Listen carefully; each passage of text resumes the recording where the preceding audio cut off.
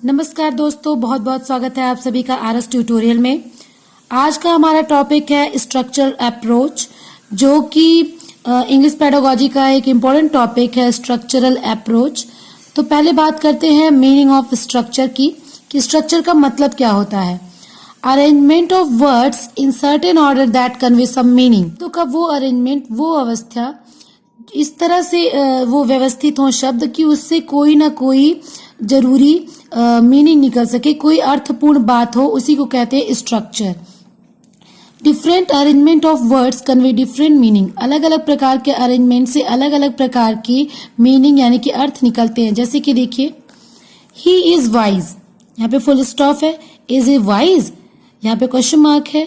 Wise he is, तो तीनों अलग एक्सक्लेमेटरी है, तो तीनों एक ही, सब में ही, इज और वाइज का इस्तेमाल किया गया है। लेकिन जो वर्ड्स का अरेंजमेंट है, कहीं पे ही पहले है, कहीं पे ही बीच में है, कहीं पे वाइज पहले, कहीं पे बीच में है, और जो क्वेश्चन मार्क, एक्सक्लेमेटरी और फुल स्टॉप का यूज किया गया है, इन सब की वजह से जो मतलब है, जो अरेंजमेंट की वजह से जो मतलब है, वो बहुत ही ज्यादा अंतर हो गया। जैसे कि देखिए, ही इज वाइज, वो बुद्धिमान है।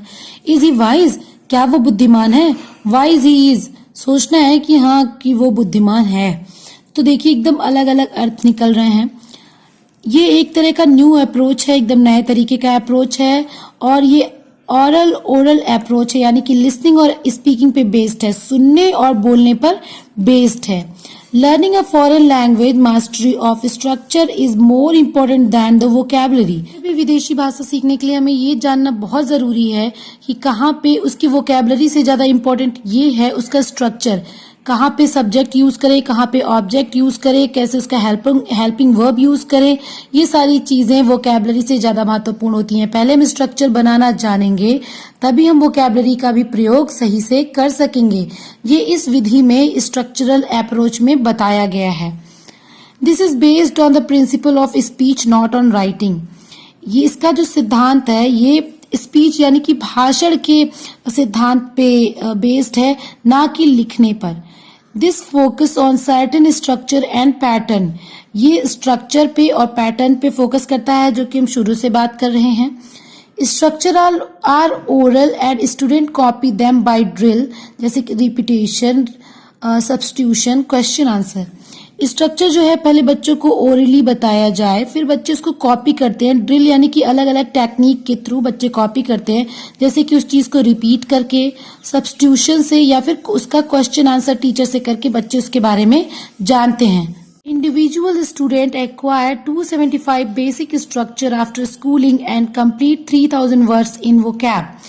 एक प्रत्येक स्टूडेंट, एक इंडिविजुअल स्टूडेंट क्या करता है, 275 यानी कि 275 बेसिक स्ट्रक्चर स्कूलिंग तक जान जाता है, और स्कूल खत्म करते करते उसके वोकैब में 3000 वर्ड्स आ ही जाते हैं। सिलेक्शन ऑफ स्ट्रक्चर कैसे हो, हम कैसे जाने कि स्ट्रक्चर कैसे सेलेक्ट करना है। तो हमारा जो स्ट्रक्चर होना चाहिए वो यूजफुल होना चाहिए, सिंपल स्ट्रक्चर होना चाहिए। शुरुआत में जब आप सीख रहे हैं तो सिंपली सीखना चाहिए।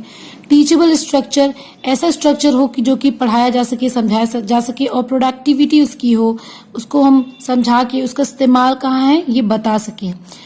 टीचिंग स्ट्रक्चर सिचुएशन, कैसे आप मतलब उसकी सिचुएशन क्रिएट करें। टीचिंग की गेस्चर एंड एक्शन, आप अपने जो भाव भंगिमा होती है, जो बॉडी लैंग्वेज होती है, एक्शन होते हैं, उसके थ्रू आप स्ट्रक्चर के बारे में बता सकें। ब्लैक बोर्ड यूज करके बता सकें स्ट्रक्चर के बारे में। And picture chart model, picture chart और मॉडल का इस्तेमाल करके स्ट्रक्चर के बारे में बताया जा सके। अब हम बात कर लेते हैं टाइप्स ऑफ स्ट्रक्चर। स्ट्रक्चर कितने प्रकार के हो सकते हैं, तो यहाँ पे हमने 4 प्रकार का देखा है कि 4 types of structure are is there. पहला है सेंटेंस स्ट्रक्चर। सेंटेंस स्ट्रक्चर में क्या होता है, सिंपल सेंटेंस होते हैं, जैसे कि राम इज गोइंग, राम जा रहा है, सिंपल सेंटेंस हो गया।